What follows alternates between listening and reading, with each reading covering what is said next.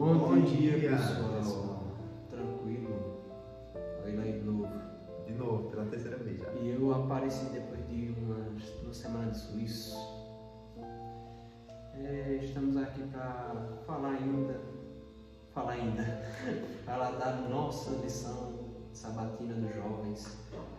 Hoje é o tema do domingo, porque hoje é domingo. E a lição anterior foi muito boa. Eu estava prestando atenção nos vídeos e ela conecta bem direitinho com essa daqui que vai começar agora. E se você não assistiu a lição anterior, passa aí. Eu não sei se vai estar nos comentários, vai estar no cardzinho aqui. E passam lá, assistam todos os vídeos, dá um like lá, compartilha e comenta para dar um engajamento legal para nós ter motivação. Eu aqui estou Tá muito animado ele, tá quase pulando de alegria. muito animado. Vamos começar falando da lição a partir do princípio que é o texto da lição, curando um cego. Aí logo embaixo tem a tirinha lá, tudo bem autoexplicativo. A legenda em cima falando sobre o cego de nascença, confrontando os fariseus após ser curado, disse sem medo: eu era cego e agora vejo, acompanha o diálogo. Ele fez isso aí, mas o editor vai colocar aqui. Então o editor vai cortar isso aqui. Aí aparece a trilha toda, aí os fariseus, o cego, e nesse formato de Instagram. E também o texto base, o texto-chave de tudo isso aqui se encontra em João 9. Lendo aqui, em João 9, a gente começa com: ao caminhar, Jesus viu um cego de nascença, e seus discípulos lhe perguntaram: Rabi, quem pecou, este homem ou seus pais, para que nascesse cego? Jesus lhes respondeu: nem ele pecou, nem seus pais, mas foi para que as obras de Deus fossem reveladas na vida dele. Eu devo fazer as obras daquele que me enviou. Enquanto é dia, a noite vem, quando ninguém pode trabalhar. Durante o tempo em que estiver no mundo, sou a luz do mundo. Tendo dito essas palavras, cuspiu no chão e fez barro com saliva. Em seguida, ungiu os olhos do cego com aquela mistura. E ordenou ao homem: vai, lava-te no tanque de Siloé, que significava enviado. O cego foi, lavou-se e voltou, vendo. Portanto, os vizinhos e aqueles que o conheciam como cego diziam: não é esse o mesmo homem que costumava ficar sentado mendigando? Alguns afirmavam: é ele mesmo. Outros comentavam: apenas se parece com ele. Ele mesmo, entretanto, assegurava-lhes: sou eu o homem. Por esse motivo indagaram-lhe: como te foram abertos os olhos? Ele respondeu: um homem chamado Jesus misturou terra com saliva, ungiu meus olhos e disse: vai, lava-te no tanque de Siloé. Então eu fui, lavei-me e recebi a visão. Essa passagem, essa parábola, Muito interessante. Essa passagem de Jesus é muito conhecida, porque é algo bem controverso que aconteceu. Estava lá Jesus passando numa área bem popular lá, e estava lá um cego de nascença, certamente pedindo esmola. Alguém ajudasse ele. Aí alguém curioso foi lá e perguntou para Jesus. Jesus está ensinando para o povo, né? Aí perguntou: mestre, quem é que pecou? Ele ou os pais dele? Aí Jesus explicou que não foi nenhum pecado, nem dele nem do pai, mas para que a glória de Deus fosse realizada na vida dele. Pois nós já falamos sobre o trecho inicial, a tirinha e o texto-chave. Agora vamos ver o que a lição vai falar com a gente.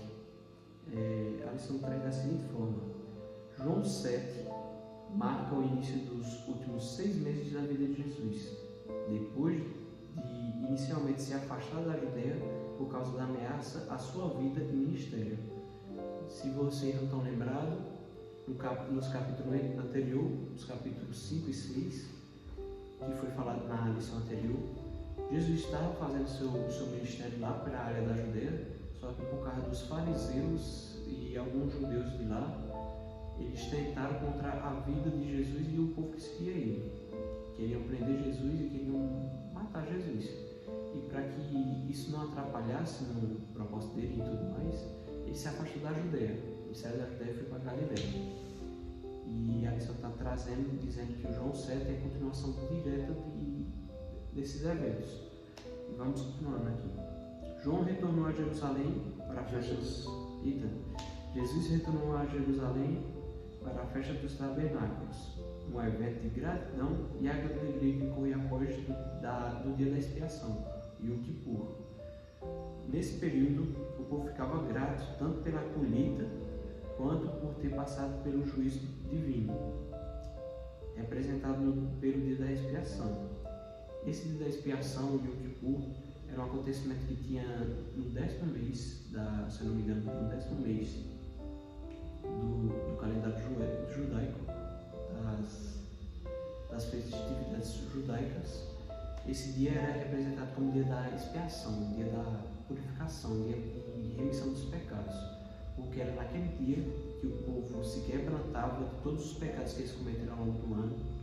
Ele se quebrantava, se arrependia, entrava em jejum, orava, se quebrantava diante de Deus, e o sumo sacerdote tomava a posição à frente e purificava o lugar santo, que era onde acontecia o registro dos pecados. Ele limpava aquela área e entrava no lugar santíssimo, que é onde ficava a Arca da Aliança. E lá na Arca da Aliança, lá dentro, antes de entrar lá dentro, na verdade, acontecia um ritual que era sacrificado um carneiro e um bode, para expiação e remissão dos pecados. E quando acontecia isso, ele tomava lá a posição e entrava no lugar santíssimo. E lá no lugar santíssimo era onde aconteceria a resposta de Deus. Se o sumo sacerdote entrasse lá, visse a Shekinah de Deus e saísse de lá de dentro vivo, significa que Deus perdoa os pecados. Deus aceitou o perdão, o arrependimento, e aceitou o sacrifício, aceitou o perdão, e o povo está liberado. Aí quando esse povo era liberado, aí acontecia essa festa dos tabernáculos, que era um momento de alegria, de agradecer por ter vindo a misericórdia de Deus. E quando os pecados não eram perdoados? O sumo sacerdote morria. Era uma porta bem grande. O sumo sacerdote morria e o povo tinha que se quebrantar de verdade mesmo. Mas vamos lá, continuando. Apesar da ameaça à vida de Jesus, Jesus compareceu à festa, aparentemente chegando na metade da celebração, que durava uma semana, 7 dias de festividade, e que está descrito em João 7,14. A chegada do Cristo levou a uma longa interação entre eles, os judeus e os adoradores.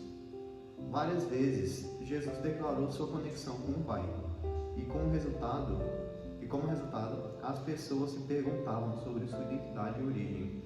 Elas sabiam que ele vinha da Galileia e por isso questionaram se poderia realmente ser o Messias, já que as Escrituras diziam que o Messias viria de Belém.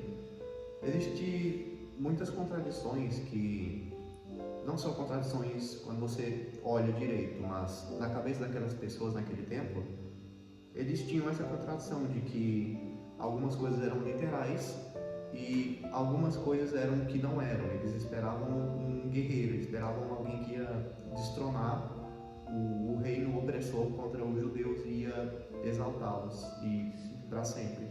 E sem falar de outra coisa, o povo não conhecia a vida de Jesus. Se eles soubessem da vida de Jesus, sabiam que Jesus nasceu em Belém. Estava lá nas profecias, o Messias vai vir de Belém. Não é necessário que o Messias tenha que viver a vida toda dele em Belém. Ele tem que vir em Belém. Maria fugiu da área dela por causa da perseguição de Herodes, e acabou dando a luz a Jesus lá em Belém. O decreto dos bebês, né? Foi. Aí deu a luz em Belém, cumprindo a profecia. Mas Jesus, ele não quis ficar batendo nisso aí, eu sou Messias por causa disso.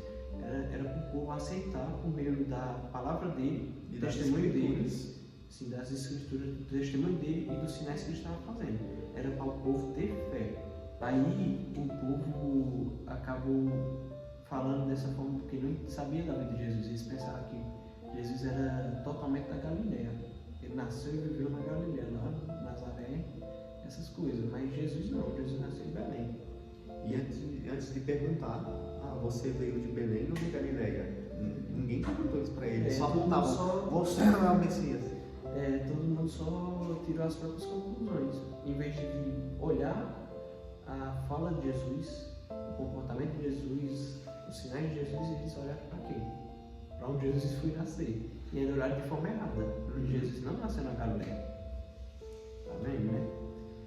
Então, nós conseguimos perceber muitas coisas, mesmo Jesus sendo perseguido, mesmo sabendo que a vida dele estava em risco, a vida dos discípulos dele estava em risco e tudo mais, ele queria dar realmente um exemplo, ele queria realmente fazer as coisas tudo direitinho, tudo certinho. Ele não queria perder a cerimônia dos tabernáculos, ele não queria perder essa oportunidade. E mesmo arriscando a vida, ele foi lá e botou o peito adiante e falou: eu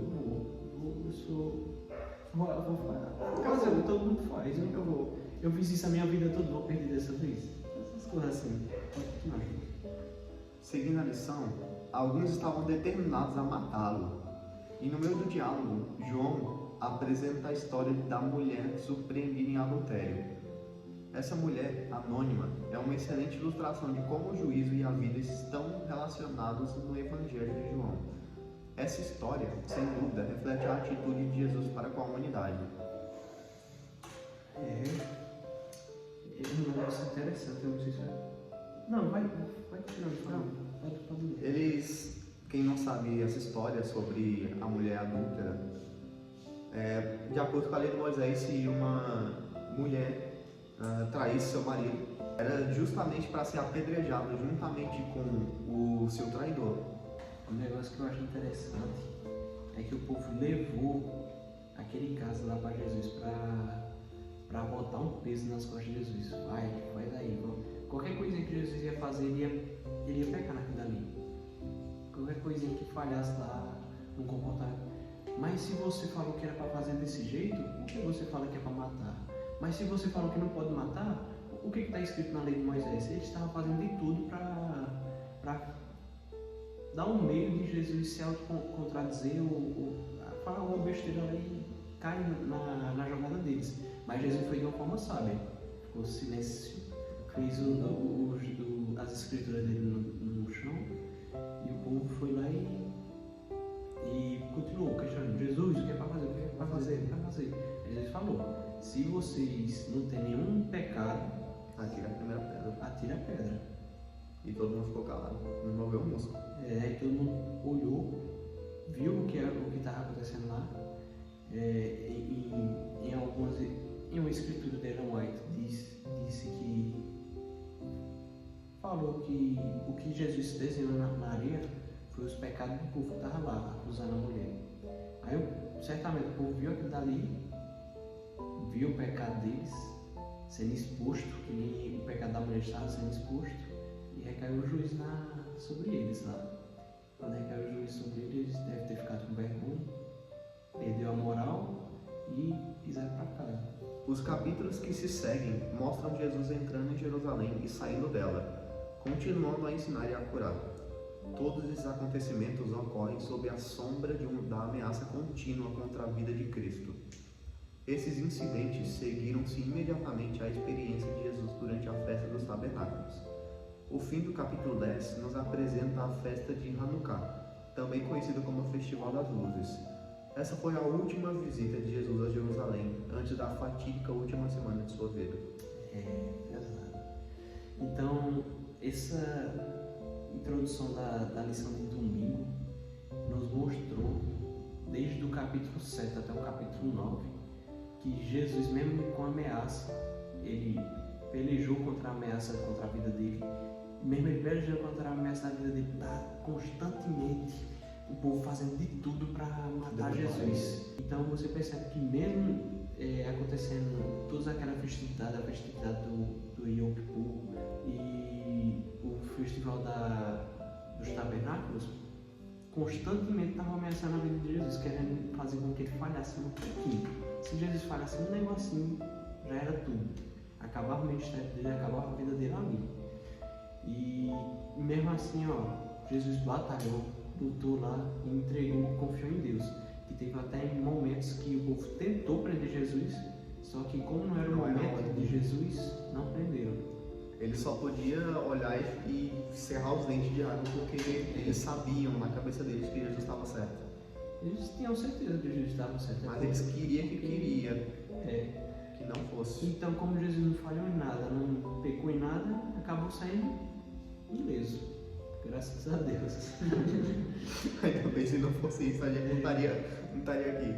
Então, essa parte da lição de domingo se baseia basicamente em mostrar o como Jesus estava sendo perseguido, mas ele persistia no seu trabalho aqui na Terra, no seu dever que ele veio para cá cumprir. E tá até aqui no títulozinho aqui, da lição, deixa eu ver aqui, títulozinho da lição, o conflito se intensifica. Então, é literalmente isso, cada vez se intensificando cada vez mais para causar a morte de Jesus. E graças a ele, graças à força dele e à comunhão dele com o Pai, ele não falhou e assim não teve motivo de ser acusado. Então, é isso. Que nós nos esforcemos para não dar motivo para o inimigo acusar nossas vidas e pelejar contra elas. Nós estejamos vigiando e guardando para que não abra brecha para isso. Então, estejamos em oração, em leitura da Bíblia e em comunhão com Deus. Quero que Jesus mais faça aqui na Terra. Quero orar com Deus, orar a Deus, fazer o ministério dele aqui na Terra e buscar, de certa forma, estar no caminho direitinho como Deus é agradável a Deus. Então é isso. Falando em orar, vamos orar. Vamos orar. Ora para Senhor Deus, poderoso Pai, estamos aqui, Senhor Deus, mais uma vez reunidos para ler e estudar a Tua palavra, meu Deus. Mais uma vez, Pai, estamos aqui para passar a mensagem adiante a partir desse vídeo, Senhor meu Deus. Que o Senhor abençoe a nós, que o Senhor abençoe, Pai, esse vídeo, abençoe as pessoas que estão recebendo esse vídeo, que elas entendam, Pai, o que foi falado nessa Tua palavra agora. Que o Espírito Santo, Pai, seja um movimento na vida deles, transforme, Pai, corrige-os nas falhas dele e mostre, Pai, como viver da maneira correta, como um bom servo teu. Que nos ajude a melhorar cada dia mais, que esteja conosco nessa semana, Pai, nos corrigindo, nos guardando todo mal e esteja conosco, meu Deus, nos fortalecendo e nos guiando de todo mal, Pai. Nos guiando, livrando de todo mal, meu Deus. Esteja conosco, dá-lhes um dia abençoado, uma semana abençoada e em Tua presença, meu Deus. Continua abençoando cada dia mais em sabedoria e em comunhão contigo, ó Deus. Abençoe nossas vidas, dá-nos força e sustento cada dia mais. Tudo isso eu peço e agradeço em nome de Jesus. Amém. Pois é isso. Espero que tenham gostado da lição. E amanhã tem mais. Amanhã tem mais. Não é com a gente, mas tem mais. E lembrem do que eu falei lá. Passem nos vídeos anteriores para entender a lição de agora. Beleza? Pois é isso. Tamo junto. Bom dia, boa tarde, boa noite, pessoal. Valeu. Eclésia!